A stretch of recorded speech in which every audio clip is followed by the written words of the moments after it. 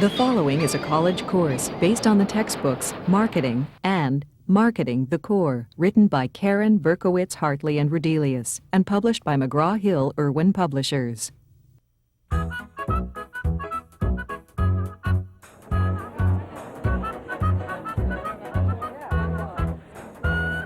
Once a year, an important marketing event takes place in this warehouse.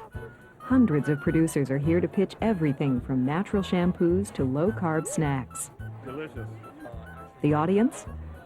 Grocery and retail store representatives who buy from Nature's Best, one of the most successful wholesalers in the natural products industry.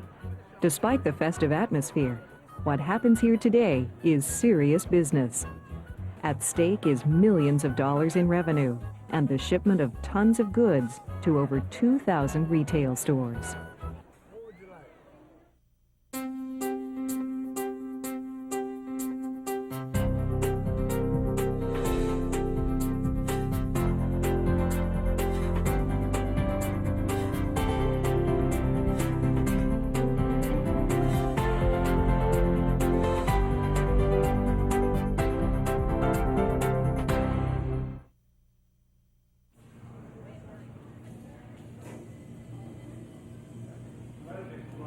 This is where manufacturers and growers succeed or fail, in retail stores like Mother's Market.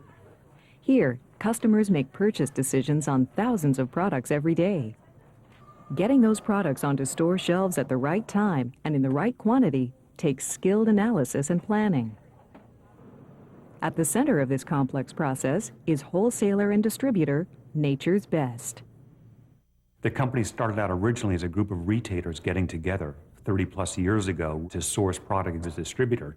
Through the years, it grew to Nature's Best, developing into a full-fledged distributor, not just for the people that started it, but also then turns out distributing throughout the entire western United States, Alaska, Hawaii, and even overseas. Nature's Best is a highly sophisticated operation with a fully mechanized warehouse and a catalog of over 19,000 products. Producers want nothing more than to get listed in that catalog and have their products distributed by Nature's Best. 160 units. Okay, great. We need distributors like Nature's Best because they cover all of our stores. They cover all of our customers. They're able to reach them. They take care of them. They do the communication with them. So they're very key in getting our product distributed. To get their products distributed by Nature's Best, manufacturers engage in business marketing, the marketing of goods and services to businesses and organizations rather than individual consumers. This is also known as business-to-business or B2B marketing. Organizational buyers, like Nature's Best, are companies or agencies that purchase products for their own use or for resale. They include all buyers except consumers and fall into three broad categories. Government units include federal, state, and local agencies, which buy a wide variety of goods and services to meet the needs of their constituents. Industrial firms buy raw materials and reprocess them before selling them to the next buyer. And resellers, like Nature's Best, buy products from manufacturers and resell them to other buyers without reprocessing. Nature's Best buys the products it distributes from over 1,000 different vendors, producers, and growers. As a reseller, we are the customer for the manufacturer. We're buying goods from them, and we turn around and sell it to our customers, the retailers. So we serve as that very valuable link between the manufacturer, grower, producer, and the retailer. A reseller stays in business and stays profitable by procuring the goods at X price and marking it up X plus. And that X plus has to include the entire cost of capital, cost of the building, cost of human resources, cost of insurance, and we put a very minor profit on top of that. In the United States, government units, industrial firms, and resellers like Nature's Best account for over 13 million organizations. Together, they are a powerful force in the domestic and global economy. Consumer buying and organizational buying have many similarities, but organizational buying has several unique characteristics. One has to do with demand. Manufacturers create products, and organizations buy these products based on derived demand. demand that is driven by or derived from what consumers buy now or may buy in the future. Predicting that demand is a challenge organizational buyers face every day. You have to be ahead of the market. As a buyer, you can't just react. You need to anticipate and be able to assess products which you see would be viable and a demand would be created because consumers would see it and then seek it out. That's when you're truly a successful buyer, when you're on top of your game. A second organizational buying characteristic has to do with the number of buyers. Companies that market to other businesses typically sell to far fewer buyers than those selling directly to consumers. For example, the United States, with millions of consumers, currently has only 3 large-scale natural food distributors like Nature's Best. The good news for producers is that when organizational buyers make purchases, they do so by the truckload. Well, every day we're handling about 30 to 40,000 cases. That translates to probably 20 or 30 truckloads coming inbound and going outbound. Ideally, your inbound and your outbound would match. You'd have about the same amount of inventory all the time. It never works out that way, ideally. So we try to set up just-in-time kind of operation, especially in areas like perishable. We anticipate about how much our customers are going to order, and we bring in about that quantity, maybe a little bit excess in reserve. If your inventory is too low, then you're out of stocking your customer. If your inventory is too high, it costs a lot more for us for cost of goods because we're storing it longer. Each buyer at Nature's Best has her own product category. Diane's category is dry grocery items. Carol handles personal care and supplements. Maria manages deli, some grocery, and items sold in bulk. Their job as the buyers is to secure goods at a certain cost, negotiate aggressively, competitively, negotiate to get the right products that the consumer wants and demands, anticipate market demands, negotiate great pricing, and promotional opportunities for our retailers, and then to be able to make a profit so we can sustain the growth of our company and the expansion of our business. I'm going to make the decision upon, based on my experiences. Do I think it'll sell in the marketplace? Do I think it's got nice packaging? Are they going to promote? Are they going to, support me as a distributor? Do they have enough sales force behind it? So I can make all those decisions on my own. Although buyers for Nature's Best have a great deal of autonomy, they and Russell Parker work together as a buying center, or buying committee, a group that shares responsibility in making purchase decisions. We all work as a team. Like, if I'm unsure of a product or maybe I'm looking at it, I'm like a little bit hesitant, I may take it to everybody else and say, hey, what do you think about this product? Buying committees frequently deal with and are influenced by other departments within the organization. Can we back all the milk in? No. Rollins does They do it. 5 a.m. delivery. I can do all the number crunching I want, but if it doesn't come here when I think it's going to come here, it's all out the window. Price change, I need this to go to Nancy right away. It's on bulk. And in a warehouse PO. Okay. Product programs. We have a vital relationship with the warehouse, making sure that the flow is, an even flow of product coming in. Diane and I, who buy most of the grocery, alternate our order cycle so that we are not flooding them with orders. Like consumers, organizational buyers follow certain steps when making purchase decisions. But organizational buying behavior involves a more formal process to determine the need for products, then evaluate and choose among alternatives. Organizational buying has 5 basic steps and begins when a problem or need is recognized. Buyers constantly review their supply levels and communicate with retailers to determine their needs and recognize opportunities. We do have direct communication with retailers, and obviously we have back and forth, like I have back and forth with our top accounts. Mother's is one, they're big chains, and they're out there, I call kind of in the trenches, because they're where customers are coming in and saying, we want this type of a product. When organizations like Nature's Best buy products, their purchases fall into 3 buy classes, or types of buying situations.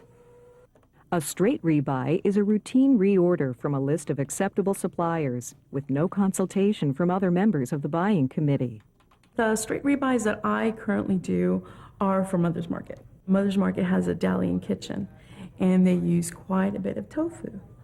And so they have contracted with certain manufacturers to purchase X amount of tofu every single week.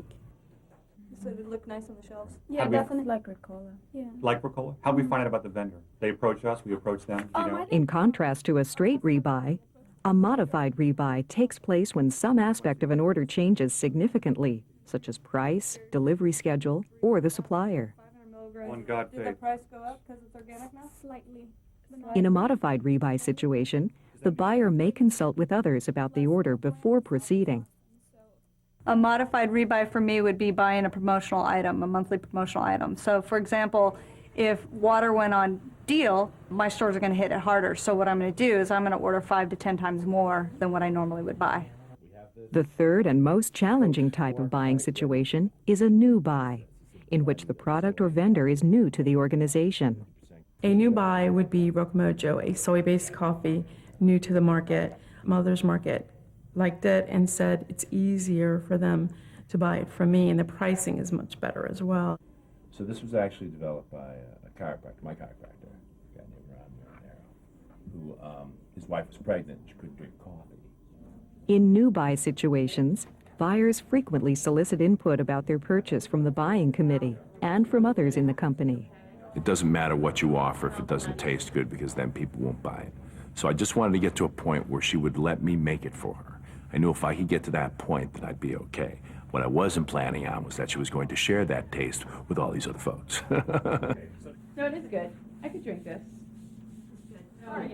The reaction that the people had towards the coffee, it was very favorable.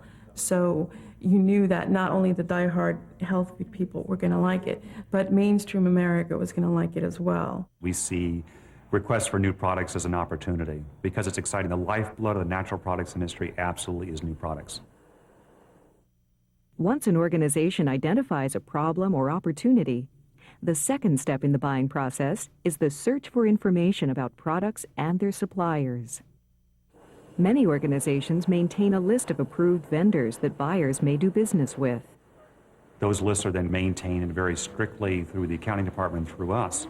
They stay on that list as long as we continue to sell their products, and we continue to sell their products as long as there's demand or the manufacturer or the retailer ourselves can create demand in the marketplace for it. Just like consumers, organizational buyers make purchases based on immediate needs or by comparison shopping. But organizations tend to use more specific buying criteria, the factors that help them evaluate suppliers and their products. I think this says Kalamata olive. Someone's going to be disappointed. The general criteria would be that it fits within the niche of the demand and the desires of the natural products consumer. If the consumer will eat it, consume it, put it on their hair, swallow it, rub it, whatever they could do, that's the acid test. It has to be viable in the marketplace. 80% of our customers are real strict on what they carry in their stores.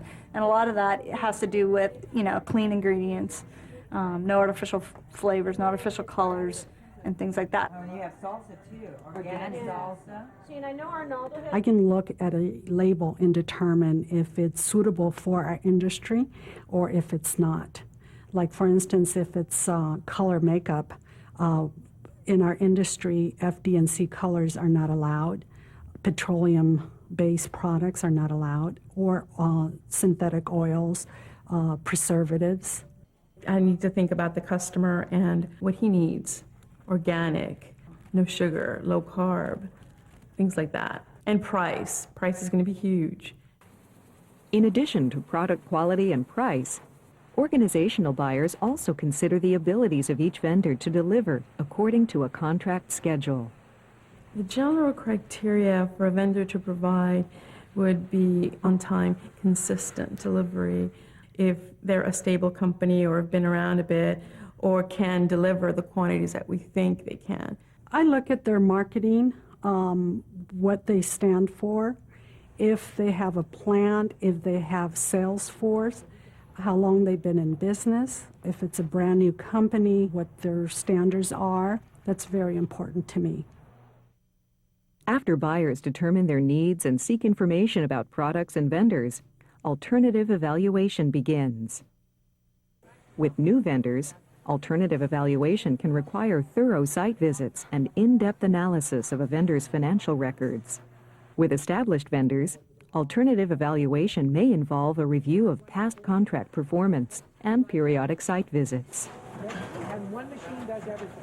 One machine which spins it around, fills it, crimps it, and then spits it out. Today, Carol Ron is touring a manufacturing facility owned and operated by Jason Natural Cosmetics. Jason markets nearly 300 body care and oral hygiene products. The company has been a Nature's Best supplier for over 2 decades. Carol Ron has been my buyer for about 25 years.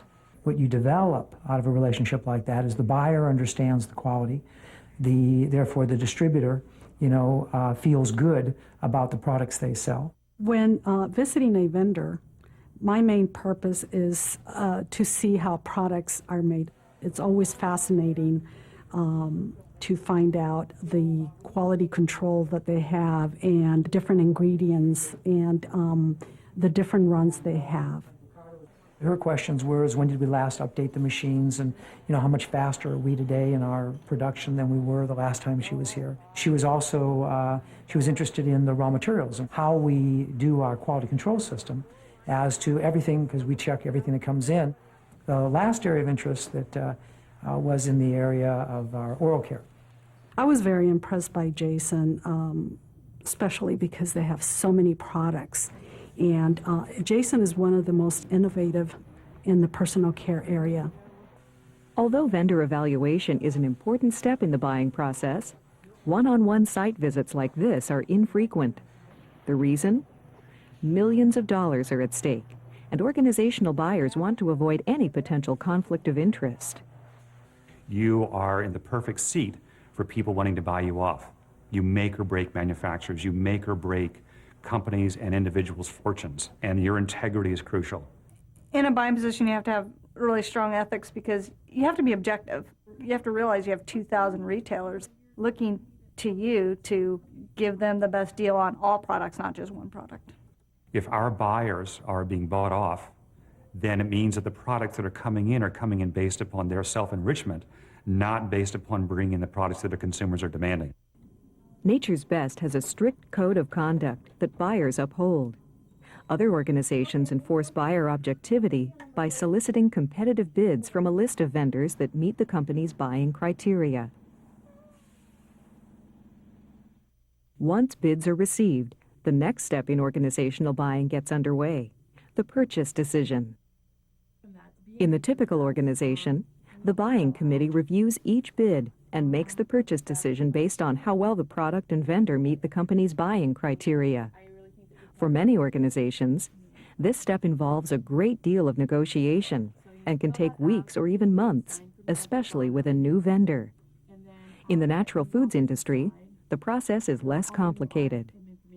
I left that day with a handshake and a bunch of blank papers.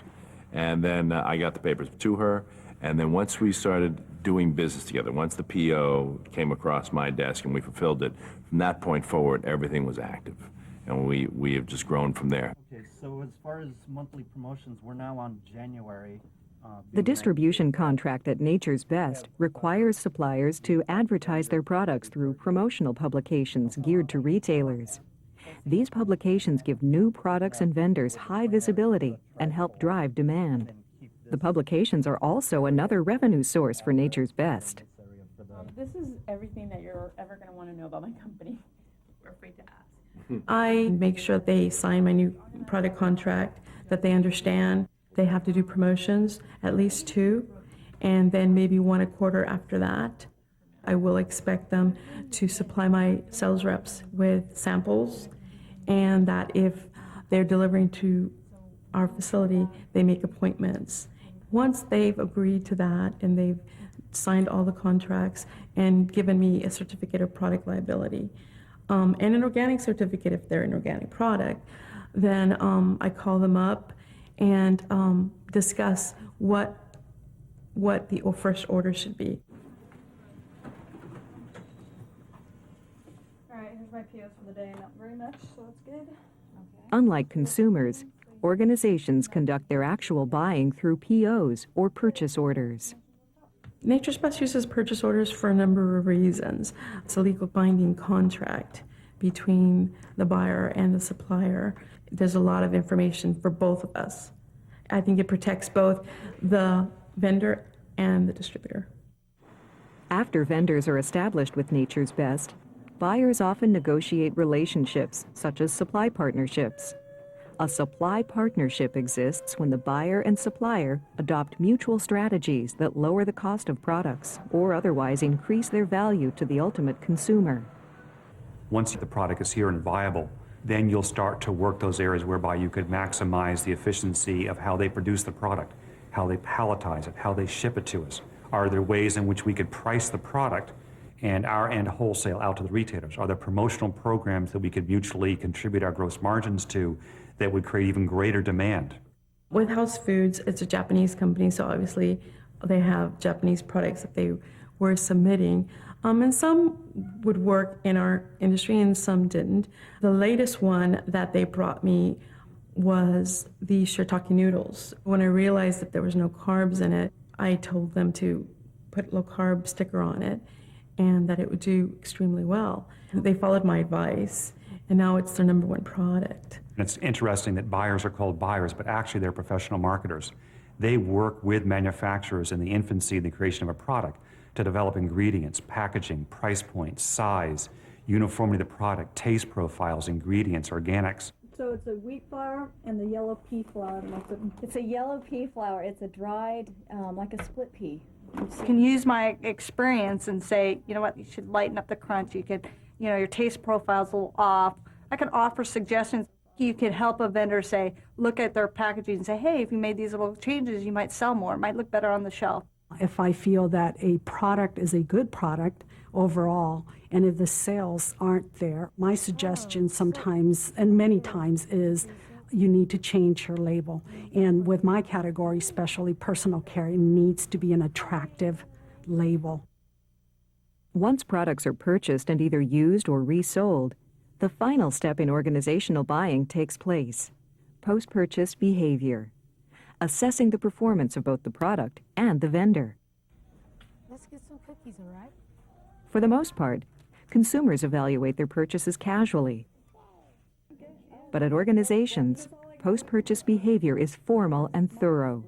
Buyers conduct routine product reviews for two main reasons.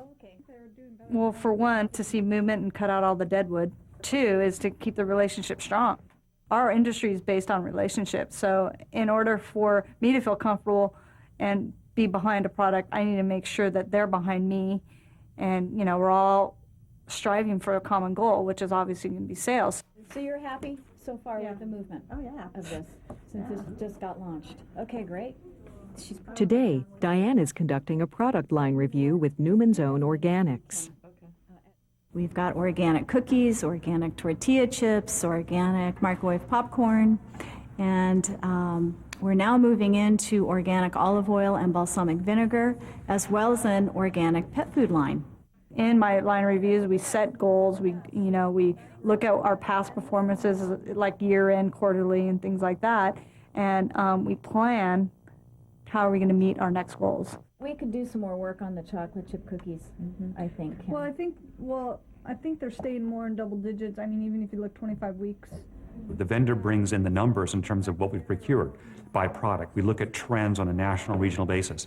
We have our own numbers. We look at how much the product that we ordered we received, the number of times the trucks have arrived on time, the degree to which they've been able to fulfill our products in a timely manner. So we duke it out rather aggressively but constructively in these vendor meetings for the end point not to put each other down, but to understand what we did wrong, what we did right, and what we're going to do moving forward the next quarter. I think we've pretty much maintained the same amount that we did last year. It's right in the ballpark. So my agenda this time was to look at next year's promotional calendar for Nature's Best and the marketing money that we will be spending here based on projected sales. A lot of it has to do with money and how it's being spent, where it's being spent, how much you can have, how much you can't have, that type of thing. This is 2.5 years in the working. So now we're ready to launch. It's very timely. I was sharing with Diane that in the pet specialty trade right now as we speak, there's at least 3 or 4 other organic pet food lines that have come out. It's very important when I do have a brand new item, especially a brand new category like the organic pet food, to come personally and present it to our buyer. They took the pet food line, and before I could even give my other buyer information on the 3 new cookies we have introduced, she already had item numbers for them. So she's very on top of her game, and I very much appreciate it. So we're giving you air. Whether they purchase natural foods or computer chips, organizations that buy from business marketers affect our lives. They are key drivers in the world economy and are one of the main reasons products are available to us. Like consumers, businesses buy goods to meet their needs and capitalize on opportunities. But they do so using criteria and processes that are more formal and systematic. Their buying decisions both shape and are shaped by the choices we consumers make.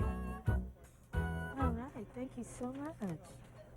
We used to carry less than 3,000 products, and we're up to 20,000 at this point with close to 1,000 vendors. It's been an incredible journey. The thing that's most fun is to take a company and see the value that it could have, and to have your customer say, hey, this is a great product, thank you. The natural food industry believed in eating the right kinds of foods. They're doing it because they love the products and they love what they're doing, and it's a lifestyle, and that's why I do it. The Rush is bringing incredible food and changing people's lives. It's something I can participate in. My way of changing the world.